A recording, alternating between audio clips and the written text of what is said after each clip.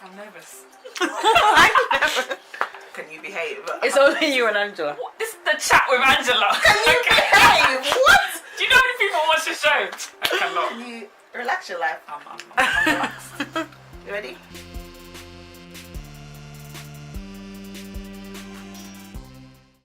Hello, Angela. Hi guys. Hi AJ. I see you have a special guest with you today. Honestly, let me tell you about this lady right here. Some of you may know her from Nancy Meets and other many great things that she's been involved in. I'm just very blessed. I mean, this moment right here is not really for you guys to benefit from her wisdom. Oh, she's not just someone who interviews people, but she is genuinely a woman of God. And I just kind of wanted to show her off to you guys. I know her, you know. So if you want to get to know her, come through us. You know, just donate some money into my account, and I might give you the first digit of her. Wow. £10 for every digit. Yes, but £10. She is worth more than rubies. Oh my goodness. Oh, okay.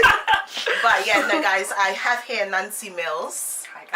Who is an amazing young woman who's doing great things in the kingdom of God. I've spoken about her show before. If you guys haven't checked it out, please do. Nancy Meets. Just type that into YouTube and it will come up. And she's also a friend. She's a sister. She's goals, bestie goals right here. So she's off work today. I am. And I just thought, please spare me. That is not what happened. The thing is, I even came to her. What happened is that, oh my god, I've got a Tuesday off. Angela has Tuesdays off. Oh my if I god. could just squeeze myself into her schedule. Oh my god. I reached out to her. I was like, oh my god, Angela, I know that your Tuesdays are special. Can I just like follow you around? And this is how I know. So I was like, Angela, I know that your Tuesdays are important, but could I just spend some time with you? Oh. And here we are. Really and truly, it's because she knew that I really wanted to spend some time with her. So basically, guys, the bottom line is we just love each other. Yes, and we just wanted to come on here and share some words of wisdom with you guys, especially since it's Christmas season. It's Christmas time. Yeah. And we're going into the next year. One thing that Nancy and I are famous for with each other in terms of we like to talk a lot about our goals. Yes, definitely. I remember last year we were on our way around this time. We were on our way to our pastor's house. Yes. And we set some goals for 2017. So that's something that we're good at doing, and checking on each other in that sense. So yeah, today we'll just be sharing with you guys about topics based on the comfort zone, setting goals, and just general chat. Really. Chit chat. Yeah. So stay tuned. Okay, I mean, the first thing I want to talk about, obviously, as you mentioned earlier, bestie goals. Angela, you have such great, amazing friends. I know! Seriously.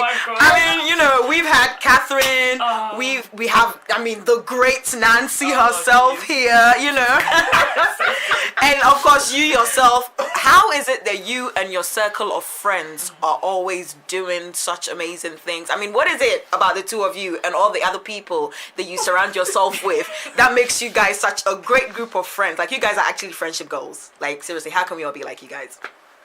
Do you want to explain? I think first of all I want to say that we didn't, I mean, me personally, I didn't choose to go to Nancy and be like, oh, can I be your friend? It was never like that. I saw Nancy in church. She was a singer in church. She still sings, but she was a worshipper, and I remember just seeing her and thinking, this woman is so beautiful. I just I admired her from afar. I never really made the effort to get to know you until I think it was youth conference 2013. Platinum. Well, no, to be fair, I met Angela at a wedding. She came with her friends, so this was the first time I was introduced to her. See, I've got better memory than her. I met Angela at a wedding, and she came with her friends. I was like, when you see a circle of friends, but then there's an extra person, I was like, who's this? Because of the extraness. I was like, you're not normally there. I was like, who's this? And like, there was something quiet about Angela's spirit. I was like, oh, this is fresh. This is nice. Okay, cool. But me too. I don't know how to be a beg, so I just thought, oh, she's nice. I said hi and then I didn't really get to know her until we went to Nottingham for youth conference in 2013. I had just come back from Ghana, I remember, and we were going to Nottingham for youth conference. And like I said, like this is a new addition to the friendship group. So, you know, I was like, but she just fit in so well with everybody and all the people that I knew that were around her. And I was like, honestly, I could have known her for years and you wouldn't have been able to tell the difference. One thing I loved about Angela initially is that her spirit was quiet, but she was so outgoing. So everything about her is welcoming. And like when you're in it with Angela, you're in it. And like she said, you don't really choose. I don't think I look at people and say, I want you to be my friend, but I need you to be my friend, I need you to be my friend. I think what is good about godly friends and godly counsel is that things just fall into place. That's right. Like naturally. By God's obviously divine hand, and I think that's what happened with me and Angela. Yeah, 100%, 100%. I mean, I was during the time when I met Nancy, I was praying for godly friends. I was praying for friends of purpose. It was something that I was really praying to God about. That God, placed me around a group of people, young women who would help me to do all that you want me to do and to be all that you want me to be. And so I didn't really take notice when I was getting closer and closer and closer. Yeah, it's just kind of like I blinked one day and you were like my friend. I was like, what? Literally, it was like one day it was just like, wait, why do I love her so much? Yeah, like, it just happened. And we didn't really mean to. It just kind of things fell into place. And I think one thing I will say about our friendship is that we're very intentional. I'm very intentional about being transparent to her. I'm intentional about the things that I say to her. Like whenever I have the opportunity to talk to her, I want to impact her life in a way that makes her life different and better. If I have something to say to her, I want to pray about it and ask that the Lord leads me, because for me it's about how can I add to her life? How can I help her to get to the place that God has planned for her life? It's never been, oh, Nancy, I think you're like this, or Nancy, you've done this to me, or Nancy, it's never that way. It's always, God, how can we just build each other up to get to that level? And Nancy is also very receptive to me in that sense as well. I think one thing is that our conversations are never a waste of time. So whether it's I'm imparting in Angela, or Angela's imparting in me, or I'm being convicted, like, or she's telling me off for something, or Nancy, come on, you shouldn't have done that.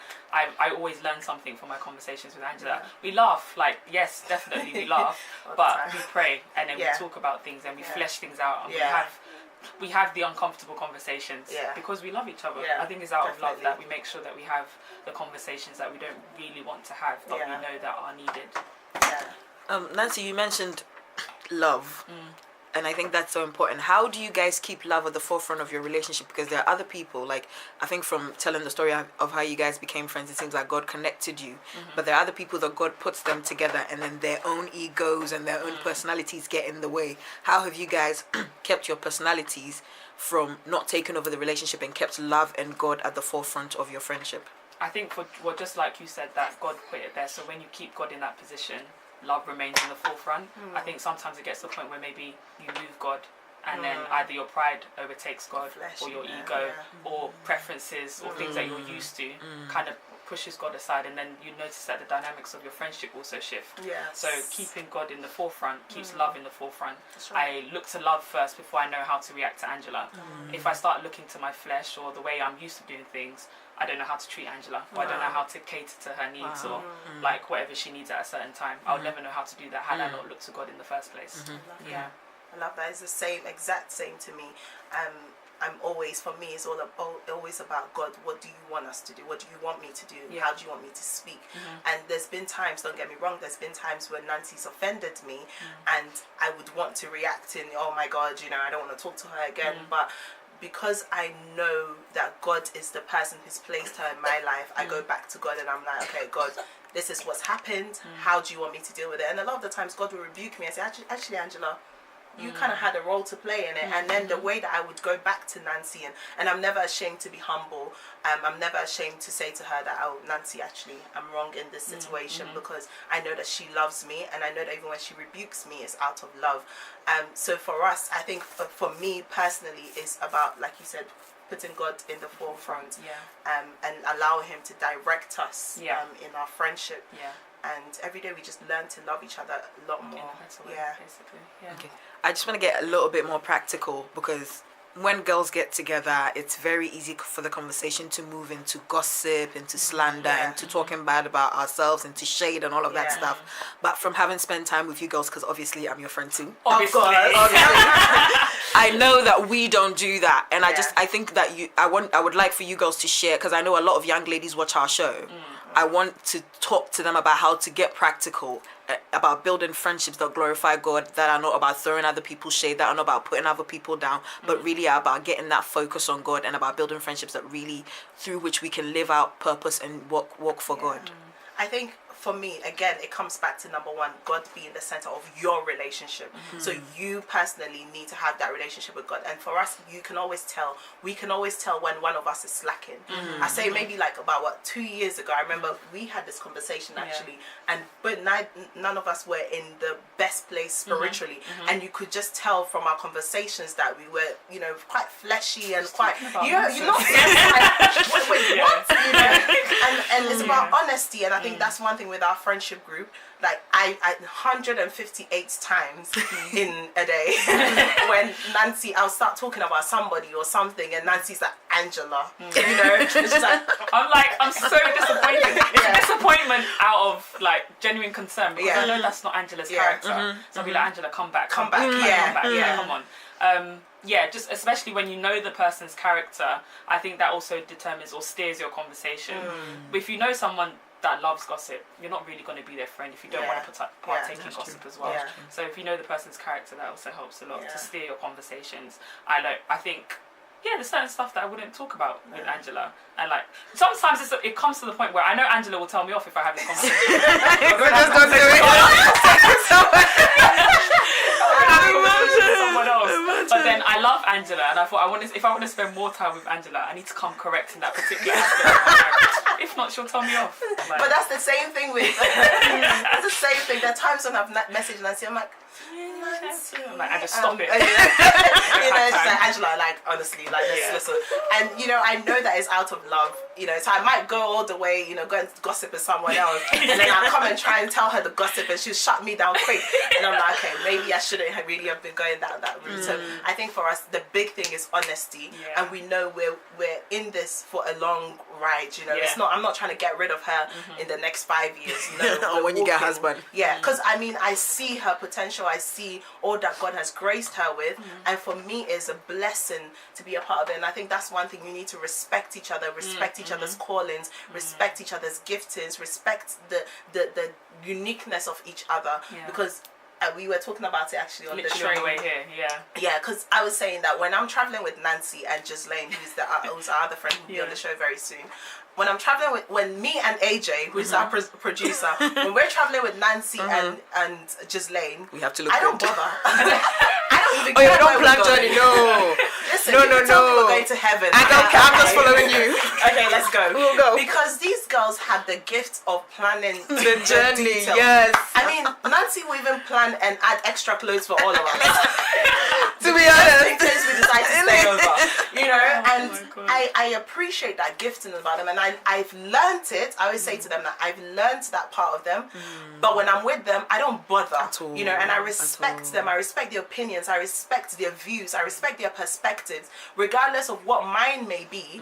It's never that, oh, I think I'm right. And even if I think that what I'm saying is biblical doctrine, I respect where they're coming from, and I try and, using wisdom, try and get them to understand things from a biblical point of view. And I think respect is massive in any relationship. If you don't respect each other, you say hurtful things to each other, you know. And for me, it's like, she always says that I'm kind of like her sister on the same level, but I always say that sometimes she's like my big sister, and then sometimes we're on the same level, and then sometimes she's my big sister. It's just the level of respect is so big. It's so big with us, and we're always learning. Every day. Every day we're learning. It doesn't stop at all. And when we learn something, we teach each other. When I find something, I'm like, Nancy, you must know about this.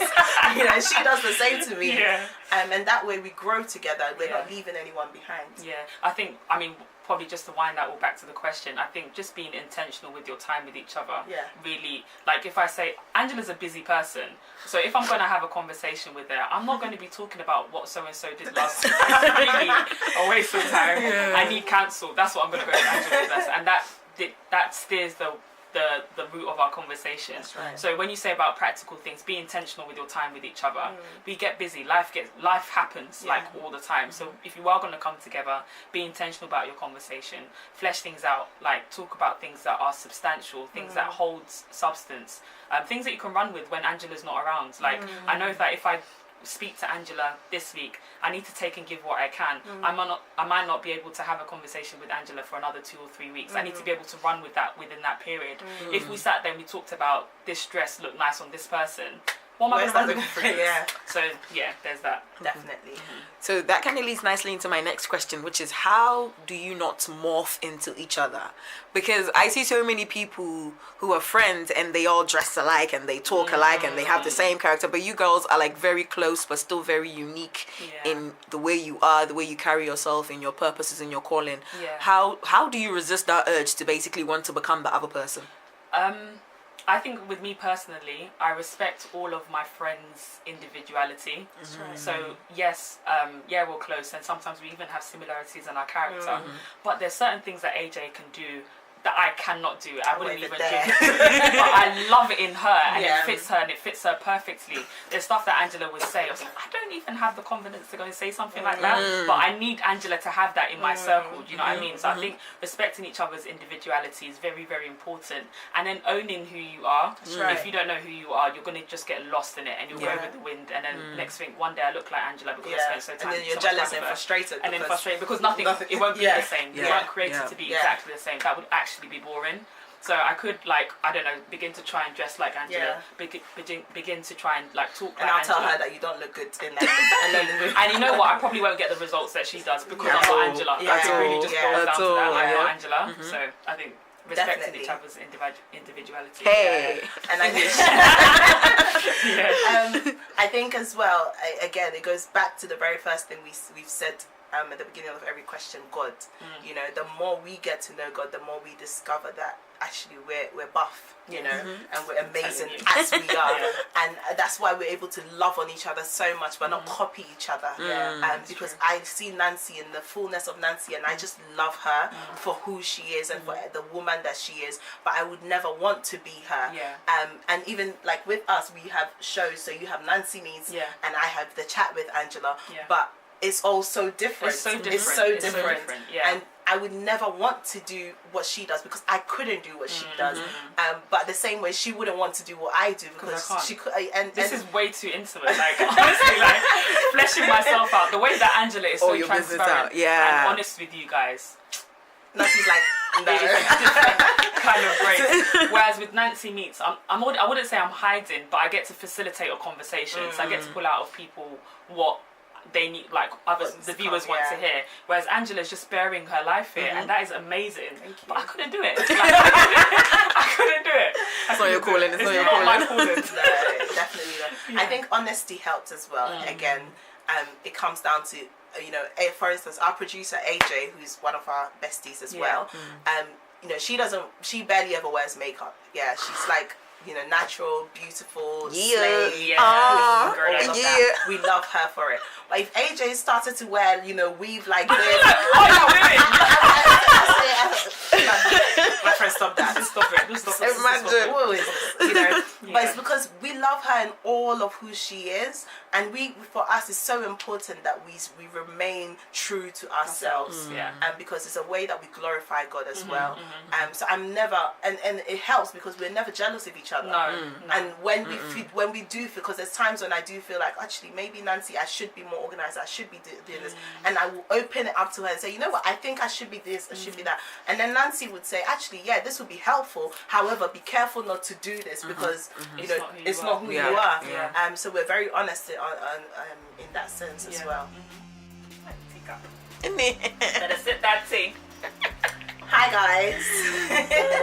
Thank you so much for watching this episode. It has been a great chat with Nancy Mills, an incredible woman of God.